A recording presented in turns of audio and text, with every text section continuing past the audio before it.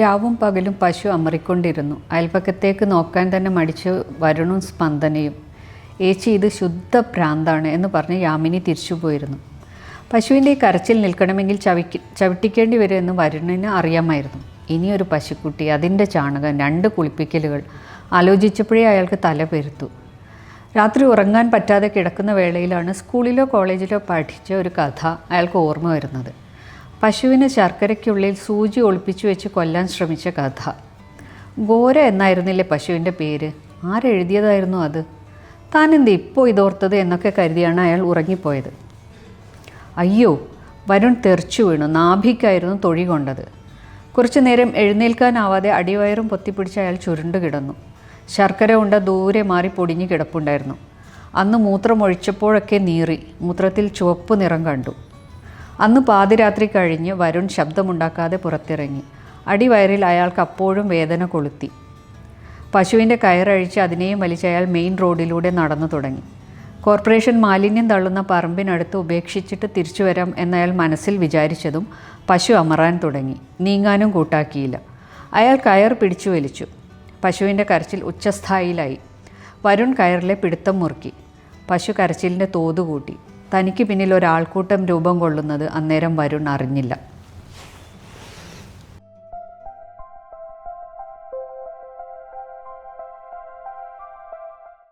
എഴുത്തിലേക്ക് എങ്ങനെ വന്നതെന്ന് ചോദിച്ചാൽ സത്യം പറഞ്ഞാൽ അതിനൊരു ഉത്തരം എന്നുള്ള രീതിയിലില്ല. വായനയായിരിക്കാം. ചെറുപ്പത്തിൽ കയ്യിൽ കിട്ടുന്ന എന്തും വായിക്കുക എന്നുള്ളതാണ് ഒരു ശീലം. അത് ഈ വാക്കുകൾ കൊണ്ടുണ്ടാക്കുന്ന ഒരു ലോകം ഉണ്ടല്ലോ, അതിൻ്റെ ഒരു മാജിക്ക് ഇങ്ങനെ വളരെയധികം നമ്മളെ ഫാസിനേറ്റ് ചെയ്തൊരു കാര്യമാണ്. അപ്പോൾ ചെറുപ്പത്തിലേ നമുക്ക് അതുപോലെ എഴുതണം, അല്ലെങ്കിൽ അങ്ങനെ ഒരു ലോകം സൃഷ്ടിക്കാൻ പറ്റുമോ എന്നുള്ള ഒരു ചിന്ത ആയിരുന്നു. എന്നാൽ എൻ്റെ ചുറ്റുപാടും എൻ്റെ വീട്ടിലോ പരിസരത്തോ എഴുതുന്ന ആരുമില്ല. അപ്പം നമ്മുടെയൊക്കെ ഒരു ധാരണ ഇത് വേറെ ഏതോ ഗ്രഹത്തിൽ ജീവിക്കുന്ന ആളുകളാണ് ഇങ്ങനെ കഥകളൊക്കെ സൃഷ്ടിക്കുന്നത്. പ്രത്യേകിച്ച് നമ്മൾ പുറമേയുള്ള പുസ്തകങ്ങളൊക്കെ വായിക്കുമ്പോൾ, മറ്റു ഭാഷയിൽ നിന്ന് ട്രാൻസ്ലേറ്റ് ചെയ്ത് വന്ന ഇതൊക്കെ വായിക്കുമ്പോൾ ആ നാടോ അവിടുത്തെ സംസ്കാരമോ ഒന്നും അറിയില്ല. പക്ഷേ നമ്മൾ അതുമായിട്ട് വളരെയധികം റിലേറ്റ് ചെയ്യുന്നുണ്ട്. അതുകൊണ്ട് തോന്നിയിരുന്നത് അങ്ങനെ എന്തോ ഒരു മാന്ത്രിക ശക്തിയുള്ള ആളുകളായിരിക്കും എഴുതുക എന്നാണ്. പിന്നെ ബാക്കി സ്ഥിരം എഴുത്തുകാർ പറയുന്ന ചില ക്ലീശയാണ്. ഒറ്റയ്ക്ക് ഇരിക്കാൻ ഇഷ്ടം, പിന്നെ വേറൊന്നും ചെയ്യാതെ എന്തൊക്കെയോ ചിന്തിച്ചുകൊണ്ടിരിക്കാൻ ഇഷ്ടപ്പെടുന്നത്. പിന്നെ എനിക്ക് തോന്നുന്നു വായിക്കുമ്പോൾ അതിൽ നമ്മൾ ഇമാജിൻ ചെയ്തുണ്ടാക്കുന്ന വായന പ്രത്യേകിച്ചും അങ്ങനെയാണല്ലോ, നമ്മുടെ ഭാവനയിൽ ഒരു ലോകം നമ്മൾ സൃഷ്ടിക്കുന്നുണ്ട്.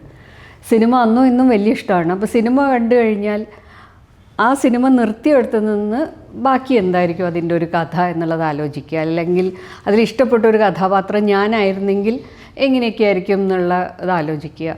അല്ലെങ്കിൽ നമുക്ക് ഇഷ്ടപ്പെട്ട ഒരു ക്യാരക്ടറിനോട് നമ്മളൊരു പ്രണയമാണെങ്കിൽ എങ്ങനെയായിരിക്കും. ഇങ്ങനെ മനസ്സിൽ നമ്മളൊരു കഥ സംഭാഷണങ്ങളും ഒക്കെ ഉണ്ടാക്കിക്കൊണ്ടിരിക്കുന്നു. പിന്നെ എനിക്ക് തോന്നുന്നു ഞാൻ ഈ നോട്ട് പുസ്തകത്തിലോ ഡയറിയിലൊക്കെ ആയിരിക്കും ഇങ്ങനെ കുത്തിക്കുറിച്ച് വെച്ച്. പക്ഷേ ഇതൊക്കെ പബ്ലിഷ് ചെയ്യാം എന്നുള്ളൊരു ആത്മവിശ്വാസമൊന്നുമില്ല. അതിന് ഒരുപാട് സമയമെടുത്തിട്ട് ഉള്ളിൽ കൂട്ടിവെച്ച് എന്തൊക്കെയോ ഒരു മൊമെൻറ്റിൽ എഴുതി തുടങ്ങിയാണ്. അതിൻ്റെ ഇടയ്ക്ക് എനിക്ക് തോന്നുന്നു ഞാൻ പഠനമൊക്കെ കഴിഞ്ഞ് ഒരു ഇടവേളയ്ക്ക് ശേഷം ജേർണലിസം ചെയ്യുന്നത്. അപ്പോൾ ജേർണലിസം ചെയ്യുമ്പോൾ സ്വാഭാവികമായിട്ടും നമുക്ക് എഴുതണം. ചെറുപ്പത്തിലേ നമുക്കുള്ളൊരാഗ്രഹം എന്ന് പറഞ്ഞാൽ എൻ്റെ പേര് അച്ചടിച്ച് കാണണം. എനിക്ക് തോന്നുന്നു ഞാൻ ആ സമയത്ത് ഈ പറഞ്ഞ മാസികകളൊക്കെ വായിക്കുമ്പോൾ അതിലേക്ക് കത്തെഴുതിയിട്ടെങ്കിലും എൻ്റെ പേര് അച്ചടിച്ച് കാണണം എന്ന് വിചാരിച്ചിട്ട്. പക്ഷേ ഒരു കത്തും ആരും അവരെ പ്രസിദ്ധീകരിച്ചില്ല. അപ്പോൾ ജേർണലിസം ഇത് കഴിഞ്ഞപ്പം കുറച്ചെല്ലാം ഫ്രീലാൻസിങ് ചെയ്തു. അങ്ങനെയാണ് ആദ്യം പേര് അച്ചടിച്ച് വരുന്നത്. അപ്പോൾ അത് തരുന്ന ഒരു കോൺഫിഡൻസ് ഉണ്ട്. പ്രത്യേകിച്ചും ചില ആർട്ടിക്കിളൊക്കെ നന്നായിട്ട് വായിക്കപ്പെടുന്നു, ആളുകൾ അതിനെക്കുറിച്ച് പറയുന്നു, നമ്മുടെ ഭാഷയെക്കുറിച്ച് പറയുന്നു. അപ്പോൾ 1-2 ചെറിയ കഥകൾ ഈ പറയുന്ന പോലെ പരീക്ഷിച്ച് നോക്കി ചെറിയ കഥകൾ പ്രസിദ്ധീകരിച്ച് വന്നു. ഒരു മുഖ്യധാര എന്ന് പറയാൻ പറ്റില്ലെങ്കിൽ കൂടിയും സത്യത്തിൽ ആദ്യത്തെ നമുക്ക് എഴുതാനുള്ളൊരു ആത്മവിശ്വാസം തരുന്നൊരു എഴുത്ത് ഇംഗ്ലീഷിലാണ് സംഭവിച്ചത്. ബ്രിട്ടീഷ് കൗൺസിലിൻ്റെ ഒരു കോമ്പറ്റീഷനായിരുന്നു. അവർ ഇന്ന് ഒരു ഹെഡിങ് ഉണ്ടാവും, കുറഞ്ഞ വാക്കുകളാണ്, അത്ര വാക്കുകളിൽ നമ്മൾ പറയണം കഥ. അപ്പോൾ എൻ്റെ ഒരു സുഹൃത്താണ് അതിൻ്റെ ലിങ്ക് അയച്ചു തരുന്നത്, ഇതൊന്ന് എഴുതി നോക്കൂ. ഞാൻ മലയാളം മീഡിയം പഠിച്ച ആളാണ്. എനിക്ക് ഇംഗ്ലീഷിലൊരു കഥ എഴുതാൻ പറ്റുമെന്നുള്ള ഒരു ആത്മവിശ്വാസവുമില്ല. ഇംഗ്ലീഷ് ഞാൻ നന്നായി വായിക്കും, എനിക്ക് കിട്ടിയിരുന്ന പുസ്തകങ്ങൾ അധികം ഇംഗ്ലീഷ് ആയതുകൊണ്ട് വായിക്കും എന്നതിനപ്പുറത്തേക്ക് നമുക്ക് അതിനുള്ളൊരു ആത്മവിശ്വാസമൊന്നുമില്ല. ഈ ഒട്ടും ആത്മവിശ്വാസം ഇല്ലാത്തപ്പോൾ വരുന്ന ഒരു ധൈര്യമുണ്ട്. കാരണം പ്രത്യേകിച്ച് ബ്രിട്ടീഷ് കൗൺസിലിൻ്റെയാണ് വേൾഡ് വൈഡായിട്ട് നടത്തുന്ന കോമ്പറ്റീഷനാണ്. ഇത് നമുക്ക് എന്തായാലും കിട്ടില്ല എന്ന് തോന്നുമ്പോൾ ഒരു ധൈര്യത്തിൽ എന്തും എഴുതാം, ആരും കാണില്ലല്ലോ എന്നുള്ള സമയം എനിക്ക് തോന്നുന്നു. അതിൻ്റെ ഡെഡ് ലൈൻ തീരുന്ന ദിവസം ഏറ്റവും അവസാനത്തെ സമയത്താണ് ഞാനൊരു കഥ അയക്കുന്നത്. അത് സെലക്ട് ചെയ്യപ്പെട്ടു. അവരത് സെലക്ട് ചെയ്തെല്ലാം കൂടെ പുസ്തകമായിട്ട് ഇറക്കുന്നു. ആ പുസ്തകം റിലീസ് ചെയ്യുന്നത് ചെന്നൈയിൽ വെച്ചിട്ടാണ് അന്ന്. അപ്പോൾ ആ പരിപാടിക്ക് പോകുമ്പോൾ നമുക്ക് സർട്ടിഫിക്കറ്റും പുസ്തകവും തരുന്ന സമയത്ത് അതിൽ ഈ ജൂറിയാണോ എന്ന് എനിക്ക് അറിഞ്ഞൂടാ, അതിലെ മെമ്പറായിട്ടുള്ള ഒരാൾ ആ ഹോൾ കളക്ഷനിൽ ഈ കഥ പ്രത്യേകം എടുത്തു പറഞ്ഞു. അപ്പോൾ അത് തന്ന വലിയൊരു ആത്മവിശ്വാസമുണ്ട്, നമുക്ക് എഴുത്ത് പറ്റും എന്നുള്ള. പിന്നീട് അതേ കഥ ഞാൻ തന്നെ മലയാളത്തിലേക്ക് ട്രാൻസ്ലേറ്റ് ചെയ്ത് കുറച്ചുകൂടെ വലുതാക്കി അത് മാതൃഭൂമി ആഴ്ചപ്പതിപ്പിൽ വന്നു. അപ്പം എല്ലാ എഴുത്തുകാരും സ്ഥിരം പറയുന്ന ഒരു ക്ലീഷേ പോലെ മാതൃഭൂമിയിൽ എഴുതിയാലാണല്ലോ എഴുത്തുകാരാവുക എന്ന് പറഞ്ഞ ഒരു രീതിയിൽ, അല്ലെങ്കിൽ എല്ലാവരുടെയും ഒരു ആഗ്രഹമാണല്ലോ. അത് അത്യാവശ്യം നന്നായിട്ട് വായിക്കപ്പെട്ടു. ഒരുപാട് എന്നെ ഒരു പരിചയമില്ലാത്ത ഒരുപാട് പേര് വിളിക്കുകയും അതിനെക്കുറിച്ച് അന്വേഷിക്കുകയൊക്കെ ചെയ്തു. അതാണ് എനിക്ക് തോന്നുന്നു എഴുത്തിൽ നമുക്കിത് പറ്റുമെന്നൊരു തോന്നൽ തന്ന കാര്യം അതാണ്. അങ്ങനെയാണ് എഴുത്ത് തുടങ്ങുന്നത്. തുടങ്ങുമ്പോൾ ആ കഥയിൽ ഞാൻ ഉപയോഗിച്ച ചില ഇമേജസ്, ചില വാക്കുകൾ, ഇത് ഒരു സെക്ഷൽ കൊണോട്ടേഷനുള്ള കാര്യമൊക്കെ ആയപ്പോൾ അതിൻ്റെ പേരിൽ ഒരുപാട് കളിയാക്കലുകളുണ്ട്, നമുക്കറിയുന്നവരും അറിയാത്തവരും ആയ ആളുകളിൽ നിന്ന്. പ്രത്യേകിച്ച് ഒരു സ്ത്രീ എഴുതുമ്പം ഇതും പറഞ്ഞു പഴകിയതാണെങ്കിലും ഇതിലൊന്നും വലിയ മാറ്റങ്ങൾ വരുന്നുമില്ല. അപ്പോൾ നമ്മൾ വ്യക്തിപരമായിട്ട് തന്നെ ആ കഥയിലേക്ക് കൂട്ടിക്കെട്ടുന്ന ഒരു സ്വഭാവം ഉണ്ടല്ലോ. നമ്മുടെ പേരോ അത് അസോഷ്യേറ്റ് ചെയ്യുന്ന മതമോ ഒക്കെ വെച്ചിട്ടാവാം. അങ്ങനെ ചില പരിഹാസങ്ങളും കളിയാക്കലും വന്നപ്പോൾ അടുത്തൊരു കഥ എഴുതാനിരിക്കുമ്പോൾ സ്വാഭാവികമായിട്ട് നമുക്കൊരു മടി ഉണ്ടാവും. ഇങ്ങനെയുള്ള കഥകൾ എഴുതണം, ഇന്ന വാക്കുകൾ ഉപയോഗിക്കാൻ പാടുണ്ടോ എന്നുള്ളത്. പിന്നെ അതൊരു സ്വയം നമ്മളൊരു തിരിച്ചറിവാണ്. ഈ പണിയാണ് നമ്മൾ ചെയ്യുന്നതെങ്കിൽ അതിൽ സത്യസന്ധരായിട്ടിരിക്കുക, നമ്മളോട്, ബാക്കിയുള്ളവരോടല്ല. അത് ചെയ്യാൻ പറ്റുന്നില്ലെങ്കിൽ ഈ എഴുത്തിന് നിൽക്കാത്തതാണ് നല്ലത്. അങ്ങനെയാണ്. പിന്നെ വിമർശനങ്ങൾ സ്വാഭാവികമായിട്ടും വരും. അത് ചിലപ്പം വ്യക്തിപരമായിട്ടുള്ളതും ആവാം.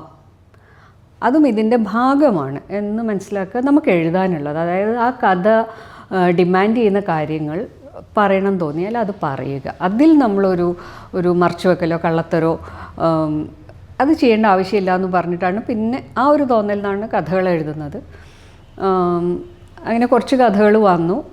അപ്പോൾ പിന്നെ പറഞ്ഞ പോലെ എനിക്ക് മാതൃഭൂമിയിൽ നിന്ന് തന്നെ ഒരു ഓഫർ വന്നു പുസ്തകം ചെയ്യാനുള്ള. അങ്ങനെയാണ് ആദ്യത്തെ പുസ്തകം ലേഡീസ് കുപ്പേ അഥവാ തീണ്ടാരി വണ്ടി എന്ന പുസ്തകം വരുന്നത്. അത് എഴുതി തുടങ്ങിയ കാലത്തുള്ള കുറേ കഥകൾ. പിന്നീട് എഴുത്തിൽ സ്വാഭാവികമായിട്ടും മാറ്റങ്ങൾ വരുമല്ലോ നമ്മൾ എഴുതി തുടങ്ങുമ്പോൾ. പിന്നീട് കുറച്ചുകൂടെ നമ്മുടെ വായന മാറുന്നു, ചിന്തകൾ മാറുന്നു. അതിനനുസരിച്ചുള്ള കഥകൾ എങ്ങനെയാണ് വരുന്നതെന്ന് എനിക്കറിയില്ല. കഥകൾ സംഭവിച്ചു പോകുന്നതാണ്. ചിലപ്പോൾ നമ്മൾ കണ്ട ഒരു പത്രവാർത്തയാവാം, ചില മുഖങ്ങളാവാം, ചില ഓർമ്മകളാവാം, എന്തുമാവാം. ചില ഇത് നമുക്കൊരു തരി പോലെ, ഒരു കരട് പോലെയൊക്കെ അങ്ങ് മനസ്സിൽ വരുന്നു. പിന്നെ നമ്മൾ അതിനെക്കുറിച്ച് ചിന്തിച്ച് ചിലപ്പം ചെറിയ കഥയായിട്ട് എഴുതാൻ ഉദ്ദേശിച്ചത് വലുതായിട്ട് പോവാം, അല്ലെങ്കിൽ വലുതായിട്ട് ചിന്തിച്ചത് ചിലപ്പോൾ വളരെ ചെറിയ കഥകളാവാം. ഇതൊന്നും തന്നെ അങ്ങനെ ഒരു കാൽക്കുലേഷൻ ഇല്ല.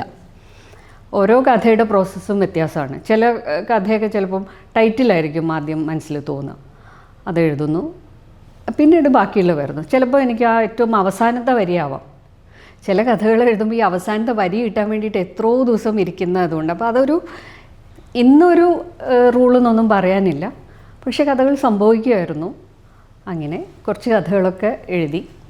ഈ എക് പാൽതു ജാൻവർ എന്ന പുസ്തകത്തിൽ അതിൻ്റെ ഈ ടൈറ്റിൽ കഥ എന്ന് പറയുന്നത് ആ ഒരു സമയത്ത് നമുക്കറിയാം നമ്മുടെ ഇന്ത്യയിൽ വരുന്ന മാറ്റങ്ങൾ, അതിൻ്റെ ഒരു റെസനൻസ് നമ്മുടെയൊക്കെ ചുറ്റുപാടും, അതായത് നമ്മുടെ സൗഹൃദങ്ങളിൽ, നമ്മുടെ ബന്ധങ്ങളിലൊക്കെ ഉണ്ടാക്കുന്ന ഒരു മാറ്റം. അതുവരെ നമ്മൾ വളരെ നിഷ്കളങ്കമായി കണ്ട പല കാര്യങ്ങളും പെട്ടെന്ന് അത് അങ്ങനെ അല്ലാതാവുന്ന ഒരവസ്ഥ.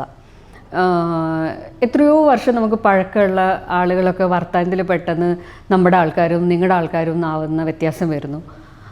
അതുവരെ നമ്മുടെ അയൽവക്കത്തൊക്കെ കണ്ടിരുന്ന പശു എന്ന് പറഞ്ഞാൽ നമുക്ക് വളരെ ഓമനത്വം തോന്നുന്ന ഒരു മൃഗം, അതിൻ്റെ മുഴുവൻ പൊളിറ്റിക്സ് മാറുന്നു. അതൊരു വല്ലാത്തൊരവസ്ഥയിലേക്ക് പോകുന്നത്. അതായത് ഇപ്പം നമ്മൾ അതുവരെ ജീവിച്ച ഒരു ജീവിതമല്ല എന്ന് തോന്നുന്ന രീതിയിൽ. ഞാനൊന്ന് സ്കൂളിൽ പഠിക്കുമ്പോൾ എനിക്ക് എൻ്റെ സ്കൂളിലൊക്കെ ഒരു ശീലം അതാണല്ലോ, നമ്മൾ കുട്ടികളുടെ പേര് ഒന്നുകിൽ റോൾ നമ്പർ അല്ലെങ്കിൽ ഇനീഷ്യൽ അടക്കം വിളിക്കുന്നു. ഇതിൽ ആരുടെയും ഈ പറയുന്ന ഒരു ജാതിവാലോ ഇവർ ഏതിൽ പെട്ടതാണെന്നുള്ള, ഇനി ഞാൻ അത്രയും നമ്മൾ ചിന്തിക്കാത്തതുകൊണ്ടാണോ നമ്മൾ അത്രയും നൈവാകുന്നതുകൊണ്ടാണോ എന്നറിയില്ല. പക്ഷെ അങ്ങനെ ജീവിച്ച ഒരു കാലത്ത് നിന്ന് പെട്ടെന്ന് ഇതൊക്കെ വേറെ വേറെ കള്ളികളിലാവുന്നു. എങ്ങനെ അതായത് ഒരു സിമ്പൽ നമ്മളെ വിഭജിക്കാനും, അതുവരെ നമ്മളിങ്ങനെ ഒന്നിച്ച് ജീവിച്ച ആൾക്കാർക്കിടയിലേക്ക് എങ്ങനെയാണ് ചില ടൂൾസ് ഇത് വരുന്നതെന്നൊക്കെ ആലോചിച്ചപ്പം അതിന് കുറേ കാര്യങ്ങൾ വരും. അടുത്ത് വന്ന കുറേ വാർത്തകൾ ഇത് നമ്മളെ ബാധിക്കുന്നത്. അങ്ങനെയൊക്കെയാണ് ഈ പാൽത്തു ജാൻവർ എന്നുള്ള അതുവരെ മൃഗമായിട്ടിരുന്ന, അല്ലെങ്കിൽ നമ്മൾ സ്കൂളിൽ പഠിച്ചിരുന്ന ഒരു കാര്യം എങ്ങനെയാണ് മാറുന്നത് എന്ന് വിചാരിച്ചിട്ട് എഴുതി തുടങ്ങി. അത് എഴുതുമ്പോഴുള്ളൊരു വലിയതായിട്ട് തോന്നി. അതായത് ഇതൊരു ലേഖനത്തിൻ്റെ സ്വഭാവത്തിലേക്ക് പോവാം. കാരണം നമ്മളൊരു ഇഷ്യൂവിനെയാണ് അഡ്രസ്സ് ചെയ്യുന്നത്. ആ സ്വഭാവം വരാൻ പാടില്ല. പിന്നെ ഈ പറയുന്ന വേറൊരു രീതിയിലുള്ള ഒരു കോൺട്രവേഴ്സി ആഗ്രഹിച്ചിട്ട് എഴുതുന്ന കഥയല്ല. അപ്പോൾ അതുകൊണ്ട് അതിൽ ഒരു ഹ്യൂമർ എന്നുള്ള ഒരു എലിമെൻറ്റ് പിടിക്കാം.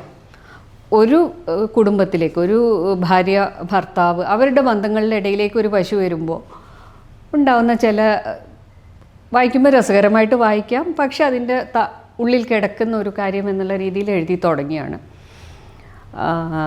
കഥ എഴുതാൻ സത്യത്തിൽ അത്ര ബുദ്ധിമുട്ടുണ്ടായില്ല അത് പ്രസിദ്ധീകരിച്ച് വരാനെന്ന് പറയണം. കാരണം ആ ഒരു കാലമാകുമ്പോഴേക്കും നമ്മളൊക്കെ തന്നെ ഒരു കൈൻഡ് ഓഫ് സെൽഫ് സെൻസറിങ്ങിലേക്ക് പോകുന്ന ഒരവസ്ഥ, അല്ലെങ്കിൽ പബ്ലിഷേഴ്സിന് ആളുകളുടെ വികാരം വ്രണപ്പെടുക എന്നുള്ള ഒരു പുതിയ കാര്യം അപ്പോഴേക്കും നമുക്ക് ശീലമായിപ്പോയി.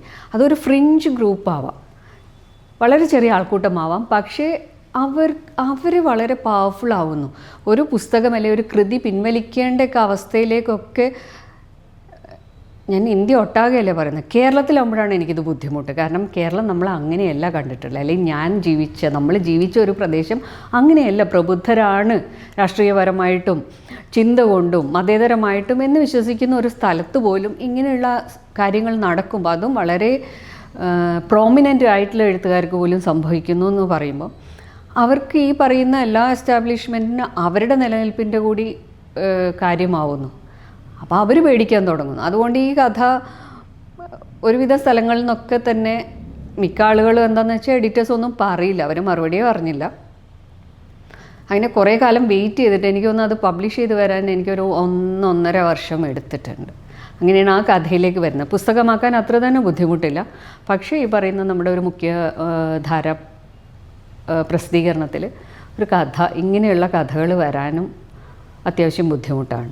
ആ രീതിയിലാണ് കഥ. പിന്നെ പുസ്തകമാക്കുമ്പോൾ ഇത് തന്നെ ടൈറ്റിലാക്കാമെന്ന് വിചാരിച്ച് ഈ പറഞ്ഞ ടൈറ്റിൽ എന്ത് വേണം എന്നുള്ള സുഹൃത്തുക്കളൊക്കെ ആയിട്ട് ഞാൻ എപ്പോഴും എഴുത്തിൽ സ്വീകരിക്കുന്ന ഒരു സാധനം, നമുക്ക് പൂർണ്ണമായും വിശ്വസിക്കാൻ പറ്റുന്ന ഒരു 3-4 സുഹൃത്തുക്കൾ, അല്ലെങ്കിൽ 2-3 സുഹൃത്തുക്കൾ. അതായത് നമ്മൾ എഴുതിയൊരു കാര്യം അയച്ചു കൊടുത്താൽ ഇത് മോശമാണെങ്കിൽ മോശമാണെന്ന് നമ്മുടെ മുഖത്ത് നോക്കി പറയുന്ന ആളുകൾ, അവരുടെ അഭിപ്രായം ഞാൻ 100% വിശ്വസിക്കുന്നത്. ചില സമയത്ത് പറയുമ്പോൾ നമുക്കൊരു ഇത്തിരി ബുദ്ധിമുട്ട് തോന്നും. കാരണം നമ്മൾ വളരെ പ്രതീക്ഷയോടെ അല്ലെങ്കിൽ വളരെ നല്ലത് എന്ന് വിചാരിച്ച് എഴുതിയ കാര്യം അവരത് ശരിയായിട്ടില്ല, ഇങ്ങനെയാണെങ്കിൽ ഇത് കൊടുക്കണ്ട, പബ്ലിഷ് ചെയ്യേണ്ടെന്ന് പറയുന്ന സുഹൃത്തുക്കൾ, ഇതെല്ലാവരും എഴുത്തുകാർ പോലുമല്ല. അപ്പോൾ അതിനനുസരിച്ച് നമ്മൾ മാറ്റും. ചിലപ്പോൾ ടൈറ്റിലിൻ്റെ കാര്യത്തിലൊക്കെ ഇങ്ങനെ ചില ചർച്ചകൾ നടന്നിട്ടാണ് നമ്മൾ ആ ഒരു ഹിന്ദി സ്കൂളിൽ പഠിച്ച ഇതിൻ്റെ ഒരു ഓർമ്മയിൽ ആ ടൈറ്റിലേക്ക് വരുന്നത്. അതാണ് ആ കഥയുടെ ഒരു കഥ എന്ന് പറയുന്നത്. പിന്നെ ആ സമയത്ത് അതിൻ്റെ അപ്പുറത്തും ഇപ്പുറത്തൊക്കെ ആയിട്ടുള്ള കഥകളൊക്കെ കൂടിയാണ് ഈ പുസ്തകമായിട്ട് ഇറങ്ങുന്നത്.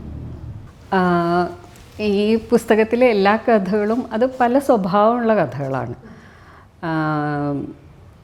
ഇപ്പോൾ അതിനകത്ത് മുക്രിന്ദു എന്ന് പറഞ്ഞൊരു കഥയുണ്ട്, മുസ്ലിം ക്രിസ്ത്യൻ ഹിന്ദു എന്നുള്ളതിൽ അങ്ങനെ ഒരു പ്രണയത്തിൽ ഏർപ്പെടുന്ന ഒരു ഇൻ്റർ റിലീജിയസ് വളരെ ചെറിയ കഥയാണ്. അപ്പം ഇപ്പോൾ അടുത്തൊരു ഫെസ്റ്റിവലിൽ ഈ കഥയെക്കുറിച്ചുള്ള ഒരു ഡിസ്കഷൻ വന്നപ്പോൾ ഒരു ചോദ്യത്തിന് ഉത്തരമായിട്ട്, കാരണം ഈ സ്ഥിരം ചോദിക്കുന്നതാണല്ലോ തട്ടം ഇട്ടില്ലെങ്കിൽ അല്ലെങ്കിൽ നിനക്ക് സ്വർഗത്തിൽ പോണ്ടേ എന്നുള്ള ചോദ്യം. അപ്പം ഞാൻ അങ്ങനെ ഒരു ചോദ്യം വന്നപ്പോൾ വളരെ തമാശയായിട്ട് പറഞ്ഞൊരു കാര്യം, ഇപ്പം എന്ത് കാര്യം നമ്മൾ മുഴുവൻ കേൾക്കില്ലല്ലോ, ആ കോണ്ടെക്സ്റ്റ് നിന്ന് അടർത്തി മാറ്റി ഒരു ചെറിയ ഭാഗം ഇതിൻ്റെ വീഡിയോ വരുന്നു, പിന്നെ നടക്കുന്ന ഒരു സൈബർ ബുള്ളിയിങ് ഉണ്ട്. കാരണം ഈ ഒരു കാലത്ത് നമുക്ക് ഒന്നിൻ്റെ മുകളിലും ഒരു കൺട്രോളും ഇല്ല എന്ന് പറയുന്ന പോലെയാണ്.